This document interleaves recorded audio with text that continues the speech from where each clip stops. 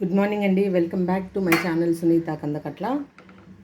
ట్రెక్సీకి కొంచెం సెట్ అయిపోయిందండి. కొంచెం ఇంకా ఇంట్లో ప్రశాంతంగా ఉంది. ఇవాళ బీరకాయ ఫ్రై చేశాను అనమాట. బీరకాయ ఫ్రై చేసి ఇక్కడేమో పాలకూర పప్పు చేశాను. చూడండి, పాలకూర పప్పు. ఇవాళ నేను మీకు మేమైతే మాకు వరంగల్లో మా చిన్నప్పుడు మేము వీటిని పోపు గింజలు అనేవాళ్ళం. చూడండి, అంటే పోపు గింజలు అంటే మీరు ఆవాలు అనుకునేరు, ఆవాలు కాదు. చూపిస్తాను, చూడండి. ఇలా ఉంటాయి, ఇలా ఉంటాయి, కానీ ఆవాలు కాదు. ఇవి ఎంత టేస్టీగా ఉంటాయంటే మనకి ఇక్కడెక్కడ హైదరాబాద్లో నాకు దొరకలేదండి. నేను ఎన్ని సంవత్సరాలుగా ట్రై చేస్తున్నాను.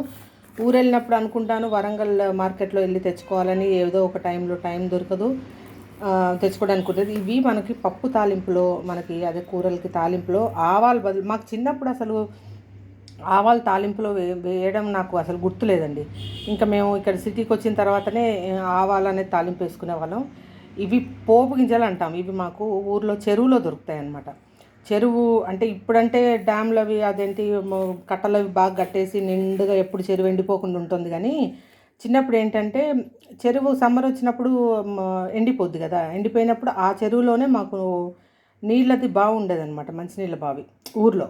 సో మా చిన్నప్పుడు అక్కడికి పోయి మంచినీళ్ళు తెచ్చుకునే వాళ్ళం, తోడుకొని రాత్రులు అవి ఊరే వరకు ఉండి తోడుకొని తెచ్చుకునే వాళ్ళం. ఆ టైంలో ఇవి దొరుకుతాయి.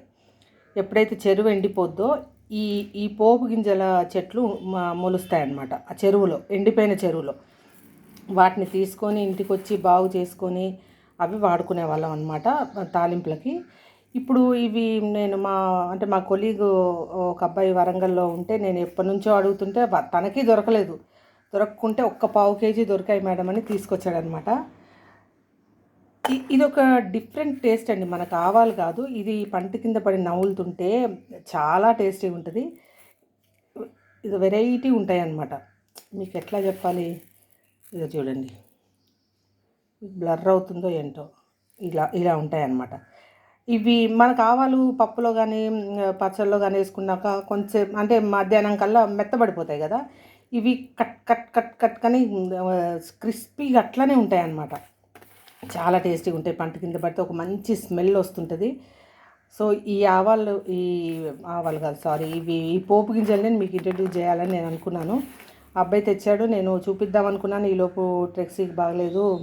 సరే ఇవాళ అదే వంటలో వేశాను కదా, అందుకని మీకు ఒకసారి చూపిద్దామని అనుకున్నాను అనమాట. ఇవి పోపు గింజలు. మీరు ఎవరన్నా ఇవి ట్రై చేస్తున్నారా ఒక్కసారి నాకు కామెంట్ చేయండి. ఎందుకంటే నాకు తెలిసి తెలంగాణలో ఎక్కువ వాడతాము.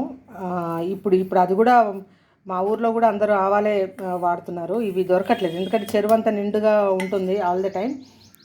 సో ఈ పోపు గింజలు ఎక్కడ దొరకట్లేదు. ఇది వరంగల్ మార్కెట్లో అబ్బాయి వెతికి తీసుకొచ్చాడు. నేను ఎప్పటి నుంచో అడుగుతుంటే ఇప్పటికి తీసుకొచ్చాడనమాట. కొంచెం మనకు ఆ చెత్త చెదారం ఉంటే కొంచెం మనం క్లీన్ చేసుకోవాలి. సో ఇది ఎవరన్నా ఇదివరకు టేస్ట్ చేసుంటే ఒక్కసారి నాకు కామెంట్ బాక్స్లో పెట్టండి. నాకు చాలా హ్యాపీగా ఉంటుంది వినడానికి. ఎందుకంటే నాకు తెలిసి ఎవరికి తెలియదు. ఇక్కడ నేను మా కొలీగ్స్ని అందరికి కూడా చూపించాను, ఎవరికి తెలియదు ఈ పోపు గింజలు అనేవి. సో ఈరోజు మీకు వంటలో అవి పోపు గింజలు వేసి చేశానమాట. సో ఈ వీడియో కనుక మీకు నచ్చినట్టయితే ప్లీజ్ లైక్ చేయండి, షేర్ చేయండి, సబ్స్క్రైబ్ చేయండి. థ్యాంక్ యూ సో మచ్ అండి.